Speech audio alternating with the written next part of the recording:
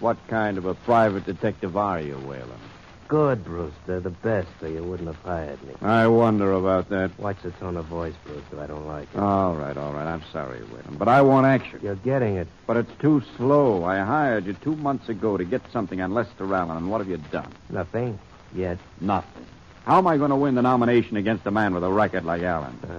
He's pure, Mr. Brewster, sure, but he's not hermetically sealed. I know that. He was involved in something illegal once, but he's covered it up. I hired you to uncover it. Now, why haven't you? Look, Brewster, when you hired me, you hired a detective, not a P-38. I worked slowly, but I get there just the same. You made any progress at all? You'd be surprised. Surprise me, then. Boston Blackie knows what Allen did wrong a few years back. I told you Boston Blackie knew about Allen's illegal jaunt. Blackie was the one who caught him at it, but he won't talk. Don't worry, Mr. Brewster. I found somebody else who knows about Allen and will talk. Who? A dame who came into my office this morning. What does she know about Allen? Everything Boston Blackie knows. What makes you think so? She's Mrs. Boston Blackie.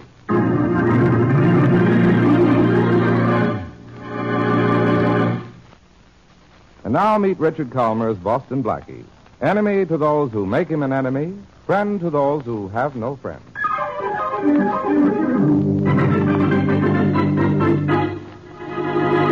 I'm awfully glad you had a moment to see me, Mr. Allen. Blackie's told me so much about you. Oh, you're Mrs. Boston Blackie.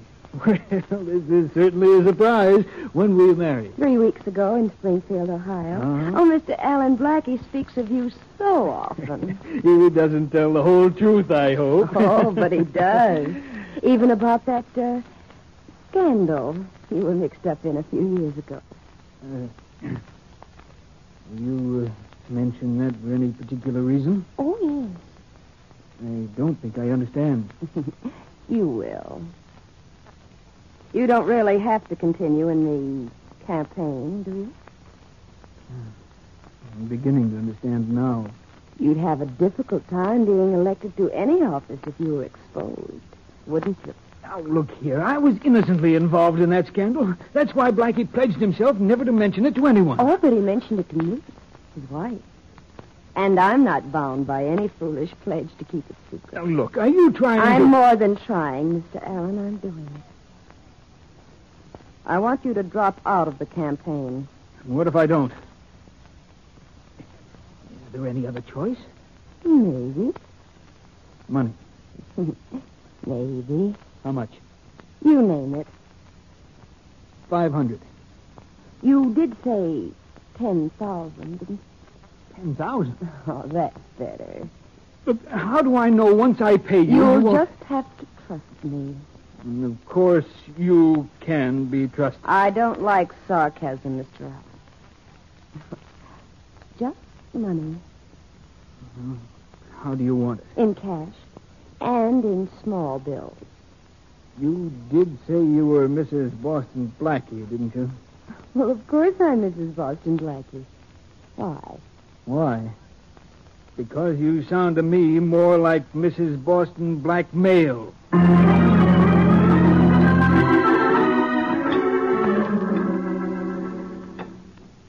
What's the matter with you, Mary?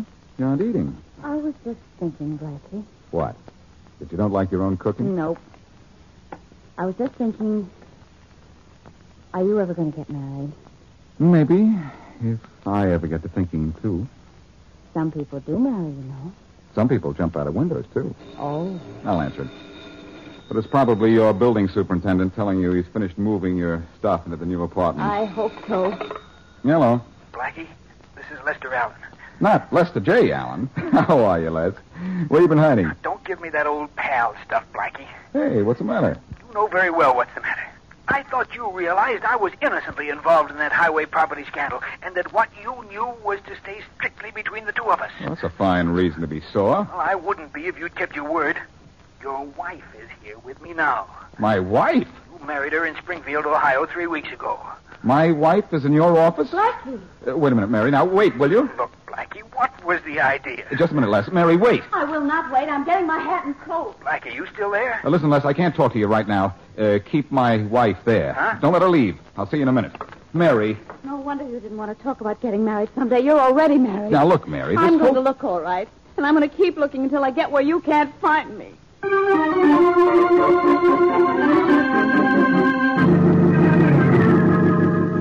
She's still here, Les? In my den, Blackie. And you have a lot of explaining to do. She knows about that construction scandal. Oh, does she? Well, she implied as much. You have a guilty conscience, that's all. I put in a call to Springfield. It'll come here, if you don't mind.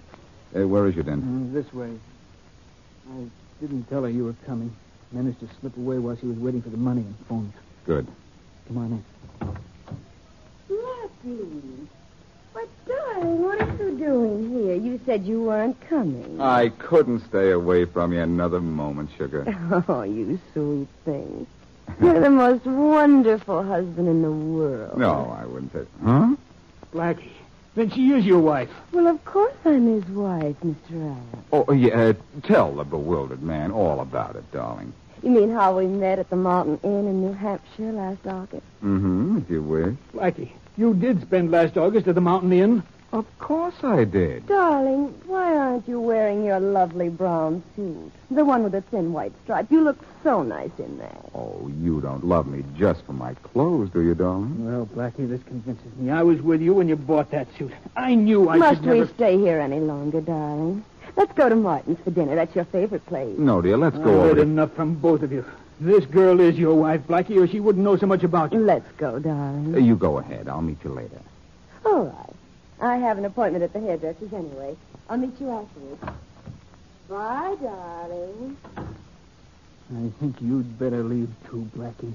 I've had enough of you Les, and your... I've never seen that girl before in my life. Huh? Then how did she know enough about me and that construction scandal to blackmail me? That girl blackmailed you? $10,000. Well, look, Les. As soon as this call from Springfield comes through and straightens you out about the girl, I'll straighten out this blackmail business myself. It'll take a lot to convince me that girl's not your wife. She knows too much about you. She's probably been studying for this act for months. Oh, that's my call. Hello? Hello, this is the Marriage Bureau in Springfield, Ohio. Oh, yes, I called you. I'd like to know if you have any record of a Boston Blackie being married in your town 3 weeks ago. Just a moment. Look, Les, this will straighten you out about the girl. Now, don't worry. And then what about my $10,000? You shouldn't have paid it until you got in touch with me. That girl was so convincing. Yeah, I can believe Hello? that. Yes? You want to know if a man by the name of Boston Blackie got married here? You have no record of any such marriage? Who wants to know? I do. I'm Boston Blackie. What's the matter with you, young man? What have you got besides a wife? A case of amnesia? Boston Blackie was married in your town? Sure he was. To Joan Blake just 3 weeks ago. Well, look, there must be... Look. If this is your idea of a joke, I don't like it. I don't have time to waste. Goodbye. Hello? Hello? Hello? Well? A man by the name of Boston Blackie was married to Joan Blake in Springfield, all right. Blackie, why are you doing this to me? I trusted you. Don't you understand, Les? This whole thing is faked. Nobody knows anything about you except me. And I haven't talked, and I'm not married to that girl. I'd like to think you wouldn't blackmail me, but who would and why? I don't know, but I'll find out. I can find out where my wife is living. She told me when she first came in that she was living at the Walton House until you could find a larger apartment. The Walton House, huh? I'll go down there and see it. Yeah, and oh, by the way, a young lady seemed interested in going to see Mrs. Boston Blackie, too. She phoned here just after I spoke to you on the phone. Her name was Mary Westlake. Mary called here? Yeah. I gave her the Walton House address. Did I do anything wrong? You're batting 100% today, Les. So far, you haven't done anything right.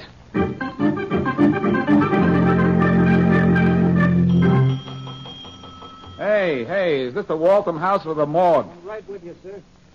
Oh, now I feel better. I'm getting lonesome out here. Yes, sir. Is there a Mrs. Boston Blackie registered here? Oh, yes, in room 1107. Thanks. Oh, just a minute, sir. I made a mistake. Mrs. Boston Blackie is not in room 1107. Where is she? She moved to room 1109 this morning. Well, I'm going up to see her now. All an ordinary woman does is change her mind. My wife has to change her room, too.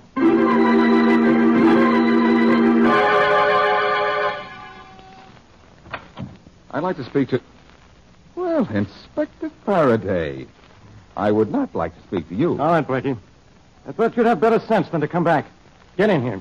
Sure. And stop waving that gun in my face. Look, Faraday, be as stupid as you want to on your own time, but not on mine. I came here to talk...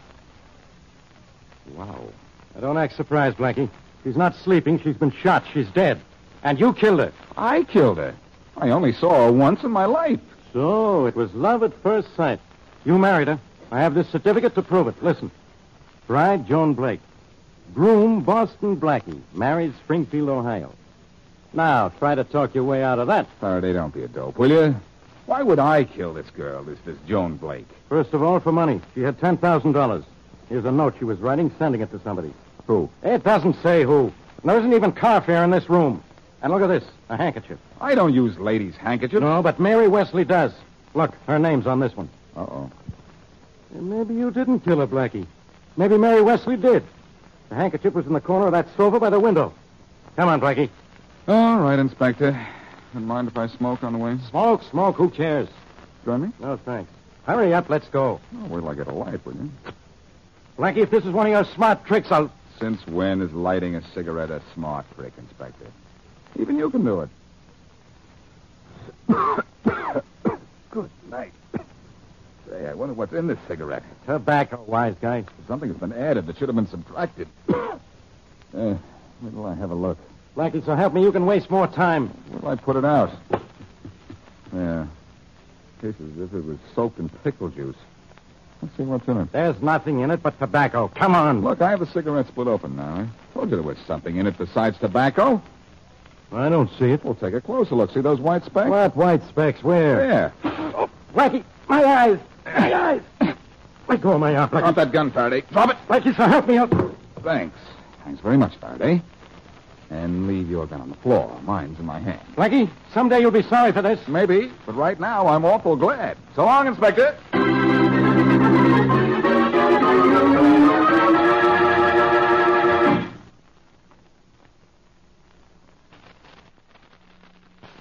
Now back to Boston Blackie.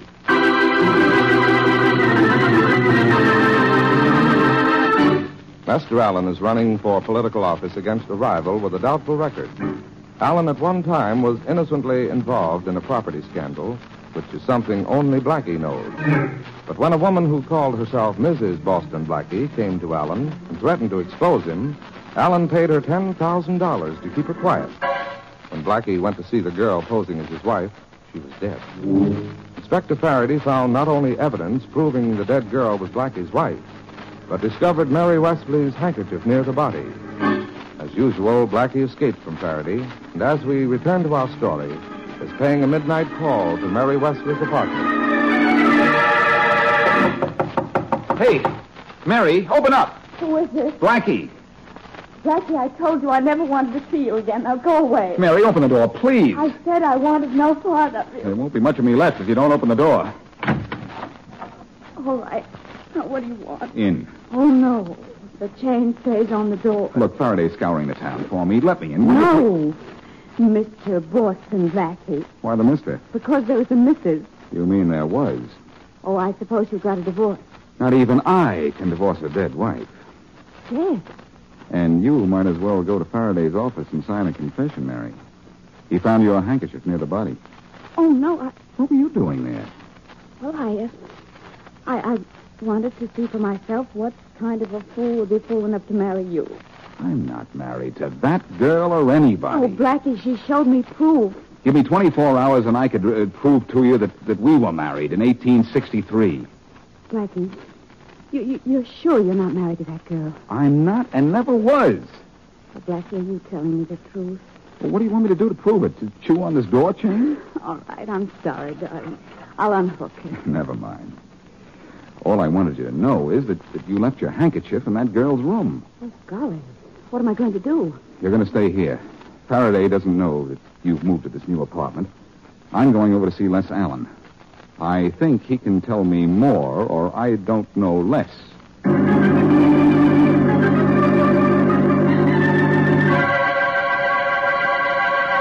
Well, you must want something important, Blackie, to barge in on me in the middle of the night. I found the late Mrs. Boston Blackie, Les. Late Mrs. Boston Blackie? Someone got to her before I did and killed her. Who? I thought maybe you'd have some idea. Why? The $10,000 you paid her was missing. Look, I'll admit $10,000 is a lot of money to me, Blackie, but I wouldn't kill for it. You wouldn't like to have to add to that $10,000. What do you mean? You want to sap, Allen. You paid that girl money to keep her mouth shut. But it didn't buy what you thought she knew about you. I was contemplating what to do about that. I have a mild suspicion you contemplated with a bang. Look, I didn't shoot the girl. How did you know she was shot? Well, didn't you say so? I merely said she was killed. I didn't say how. I took it for granted. It just so happens that she was shot. Blackie, I didn't kill her. I'll admit I was worried about how to keep her from blackmailing me again, but I thought I'd wait until she tried it. Then you admit you thought she would? No, I made a bargain with her. I trusted her to keep it. Failing of mine, I guess. Trusting people. The loss of money could change her. Blackie, listen, don't drag me into this. I can't afford a scandal right now. This election means a lot to me. If you want to stay out of this, you'll have to help me. Help you? How? What do you know about this girl? Who could have sent her? Well, Leonard Brewster might have. Oh, that's ridiculous. What would Leonard Brewster, the political lion, want with blackmail money? He could buy and sell you 50 times. Brewster is a political lion, all right, but he could have sent that girl to me trying to force me out of the race. Well, I'd better go see Brewster at his house. And if anybody calls while I'm there, they'll find the lion is busy.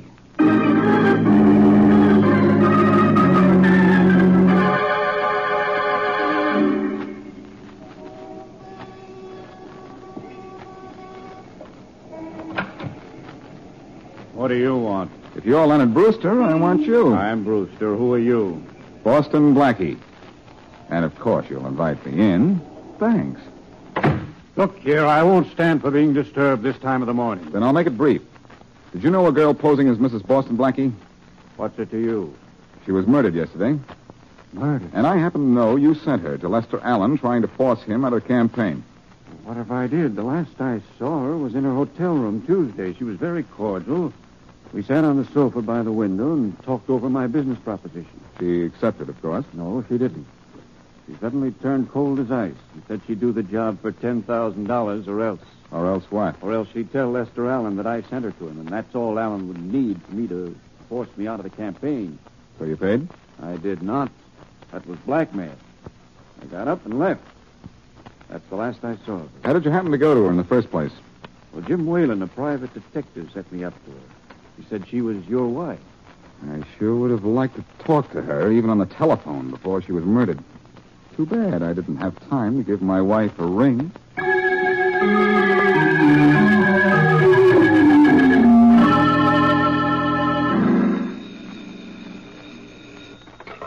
Waltham House, good morning. What's good about it, chum? It's 4 a.m. Yes, sir. This is Inspector Faraday of the police. I want to ask you something. Oh, yes, Inspector. Mrs. Boston Blackie checked into one room on Tuesday in your hotel and later changed her room. Why? Well, it's so small, sir. All we can get in it is a bed, bureau, and chair. Oh, I see. Everybody who has that room asks for a bigger one. Oh, wait a minute. How long was she in the small room? Well, just Tuesday. We moved her to the room she was killed in Wednesday morning. There's no sofa in the room she was in on Tuesday, huh? Well, the room isn't much bigger than the sofa, sir. Was there a sofa in the room where she was killed? Oh, yes. Yes, thank you very much. Yes, that solves this case. Yes? How? What you said about the sofa, chum. Sofas are made to lie on, not about.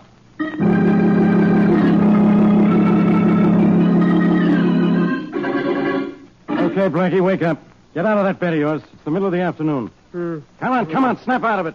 This is your old pal, Faraday. Well, Inspector Faraday. Have you run my bath water yet? I'll run you ragged first. Now, is that a nice way to talk on such a beautiful afternoon? Am I ashamed of you? Yes, I know. My sleep is showing. I know who murdered your wife, Blackie. If you didn't kill her, Mary Wesley did. You said that yesterday. Mary is in her apartment. Get her if you like. I've been to her apartment. Mary doesn't live there anymore. All right, Faraday. I've let you make a dope out of yourself long enough. Wait till I get dressed, and I'll take you to your killer. I've got my killer. You or Mary. The dead girl was your wife. She was probably breaking up your romance with Mary. That's reason enough for either of you to kill her. It's a good reason, all right, Faraday, only it's a wrong one. I suppose Mary Wesley didn't even go to see her. That handkerchief of hers just flew into the murder room. No. Mary went to see her. Is this the beginning of a confession? Somebody else went to her hotel room, too. Yeah, you. Yes, but she, shall I say, checked out before I got there. Who else came up to see her? Her killer. Look, quit stalling. Get dressed. Give me 30 minutes, Faraday. To get dressed? To get dressed, pay a call, and hand you your killer.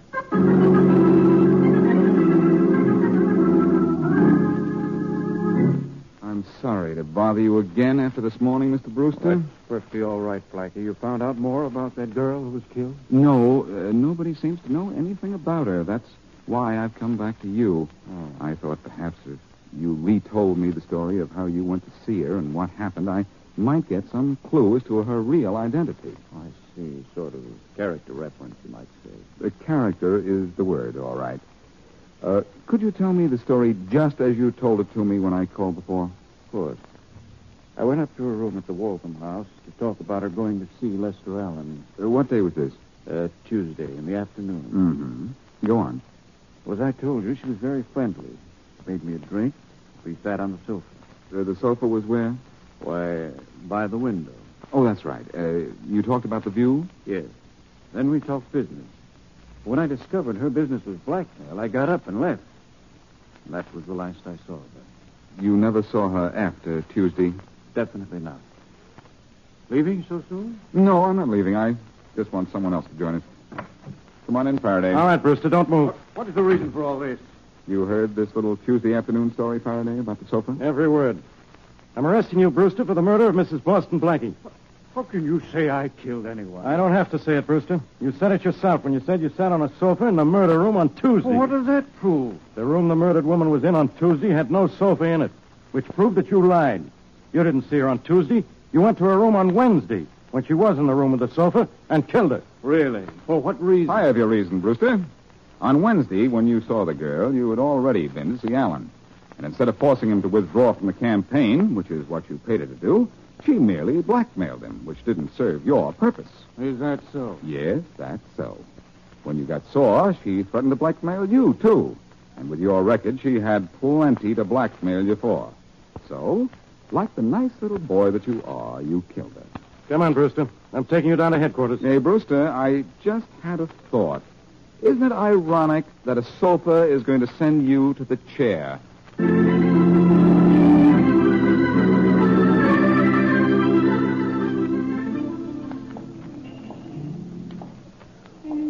Where are we walking, Blackie? Does it matter, Mary? Mm-mm. You're voting tomorrow? Mm-hmm. Oh, I understand Leonard Brewster withdrew from the race. Yes.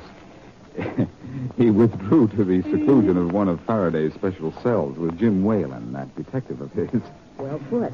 Faraday found Whalen in St. Louis with Allen's $10,000. Oh. Mrs. Boston Blackie wasn't married at all, was she? Mrs. Boston Blackie was married to Jim Whalen. Faraday figured that out, and Whalen admitted he was married under the name of Boston Blackie. Well, why did he run away with the money the girl got from Mr. Allen? She double-crossed him when she blackmailed Allen. So he double-crossed her by taking the money and scrambling. And then the girl had to turn around and try to blackmail Brewster to make up for the money her lovely husband had taken from her. Lovely people. Lovely night. And look at that lovely sign over there.